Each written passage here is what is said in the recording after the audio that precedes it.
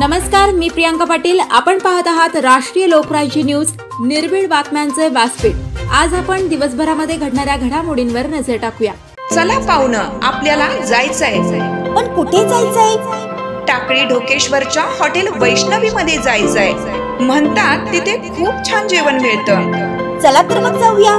पारनेर तालुक्यातील टाकळी ढोकेश्वर येथील सुप्रसिद्ध हॉटेल म्हणजे वैष्णवी हॉटेल। या हॉटेलची चवच लई न्यारी। पाहुणं, एकदा या, हॉटेलची चवच लई न्यारी।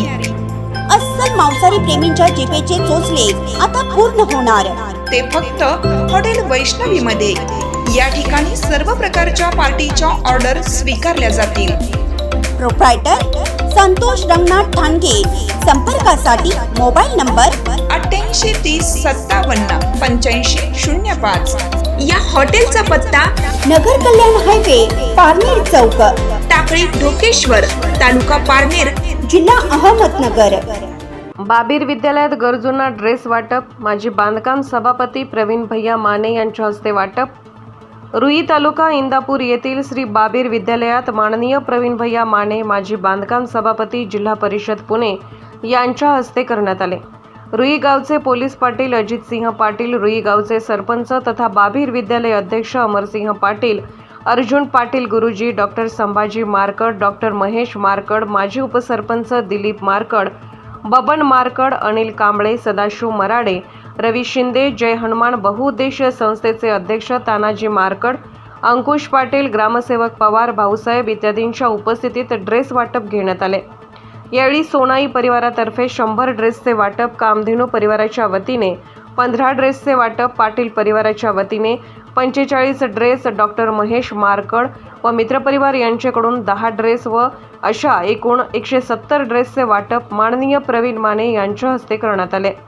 यावेळी ते म्हणाले की कैलासवासी आत्माराम बाबूराव पाटील यांनी 1991 मध्ये या संस्थेची स्थापना केली आणि याचा फायदा आज आपल्या आसपासच्या परिसरातील मुलांना झाला आणि त्यामुळे आपल्या भागातील अनेक मुले वेगवेगळ्या पदावर आज काम करीत आहेत। याचे सर्व श्रेय कैलासवासी आत्माराम बाबूराव पाटील यांना जाते। यावेळी प्रवीण माने यांनी 650 विद्यार्थ्यांना एक पॅड आणि कंपास मोफत देण्याचे आश्वासन दिले। तसेच विद्यालयाचे मुख्याध्यापक जगन्नाथ पाटील यांचा मुख्याध्यापक संघाच्या अध्यक्षपदी निवड झाल्याबद्दल सत्कार करण्यात आला। यावेळी प्रास्ताविकमध्ये जगन्नाथ पाटील म्हणाले, सोनाई परिवाराने आपल्या विद्यालयास वेळोवेळी भरपूर मदत केली आहे आणि त्यामुळेच आपले विद्यालय आज डिजिटल झाले आहे। माजी सरपंच मीरादेवी पाटील यांनीही आपल्या भाषणामध्ये सोनाई परिवाराने केलेल्या मदतीचा गौरव उद्गार काढले व याची नक्कीच योग्य वेळी परतफेड केली जाईल असे आश्वासन दिले। या कार्यक्रमाचे प्रास्ताविक धनाजी गावडे यांनी केले तर आभार बादशाह मुलानी यांनी मांडले। पुणे जिल्हा प्रतिनिधी संतोष भरणे।